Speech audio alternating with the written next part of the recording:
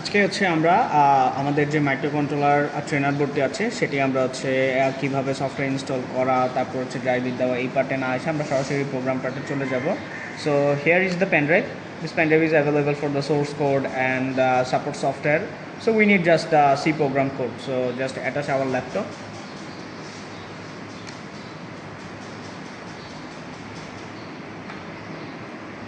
Okay, done. So আমাদের এইখানে চলে আসছে, এই হচ্ছে আমাদের সফটওয়্যার ফাইল, যেখানে আমাদের ম্যানুয়াল, এক্সাম্পল এবং হচ্ছে ইউএসবি ড্রাইভ। তো আমাদের এখান থেকে এক্সাম্পলে কোড অলরেডি আমাদের করে দেওয়া আছে। এইখানে প্রায় আমরা 15টা এক্সপেরিমেন্ট করতে পারবো, যার থ্রুতে এটা অটোমেটিকলি হেক্স ফাইলটা জেনারেট করে দেওয়া আছে। সো আমরা যখন প্রোগ্রামটাকে আপলোড করব তখন হেক্স ফাইলটাকেই আপলোড করে নিব। তো এই হচ্ছে আমাদের সেই হেক্স ফাইল। সো এখন আমরা জাস্ট এই এক্সাম্পল মডিউলটার জাস্ট হচ্ছে পার্টটাকে কপি করে নিব।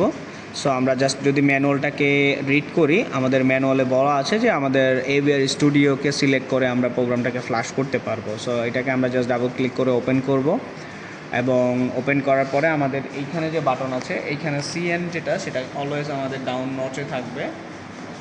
সো এইখান থেকে আমরা জাস্ট ক্যান্সেল বাটনকে প্রেস করে টুলসে চলে যাব। সরাসরি টুলস আমরা ক্লিক করব, এখান থেকে এভিআর প্রোগ্রাম থেকে আমরা অটো কানেক্টে ক্লিক করব। সো অটো কানেক্ট করার পরে আমাদের বাই ডিফল্ট STK 500 এবং অটো মোডে চলে আসবে। এখান থেকে আমরা কানেক্ট নাওতে ক্লিক করব। ওকে, সো এখান থেকে আমরা জাস্ট র্যান্ডমলি কানেক্ট করার পরেও কেন আসতেছে না, কারণ এইখানে আমাদের যে কমিউনিকেশন পোর্ট সেটা সর্বোচ্চ 9টি রয়েছে। সর্বোচ্চ হচ্ছে আমাদের 9টি রয়েছে, কিন্তু আমরা যদি ডিভাইস ম্যানেজারে আসি, ডিভাইস ম্যানেজার, ওকে, সো এইখান থেকে আমরা আমাদের কম পোর্টটি চেক করতে পারবো, কম 10-এ রয়েছে। সো এইখানে আমাদের ম্যাক্সিমাম রয়েছে কম 9, তো যার কারণে আমাদের কমিউনিকেশন পোর্টটি ডিটারমাইন করতে পারতেছে না। এর কারণে আমরা এই কম পোর্টটিকে আমরা হচ্ছে প্রপার্টিজে গিয়ে আমাদের যে ডাউন কম পোর্ট আছে, মানে 9-এর পর থেকে বা 1-এর পর, এইভাবে আমরা জাস্ট একটা সিলেক্ট করে নিব। তো এইখানে আমি যদি ড্রপডাউনতে ক্লিক করি, এইখানে আমি যদি দেখি উপরের দিকে অনেকগুলোই পোর্ট ইউজ করা হয়েছে, শুধু একটা বাকি। তো সুতরাং আমরা একটা সিলেক্ট করে এটাকে ওকে ক্লিক করে সেট করে দিলাম।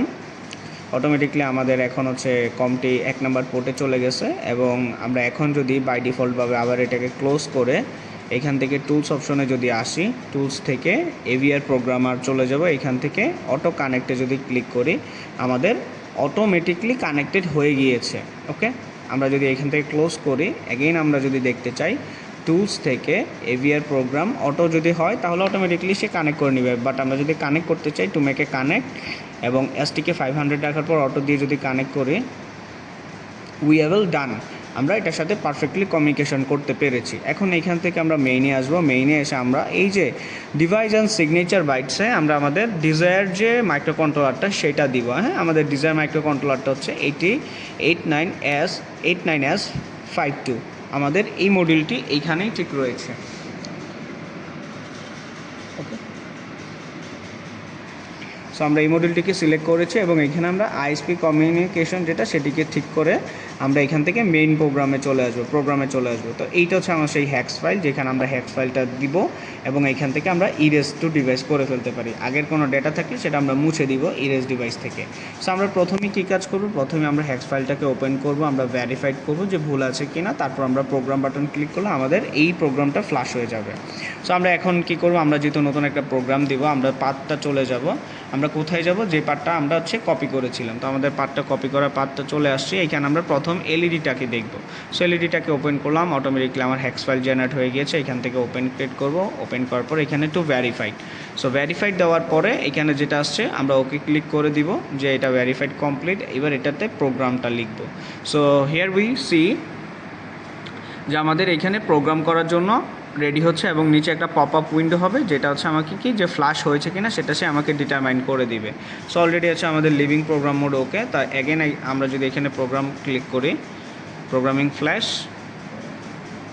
ওকে, উই হ্যাভ টু ডান, আমাদের এখানে অলরেডি চলে গেছে। আমরা যদি ফিজিক্যালি দেখি, আমাদের এলইডির প্রোগ্রামটি চলতেছে।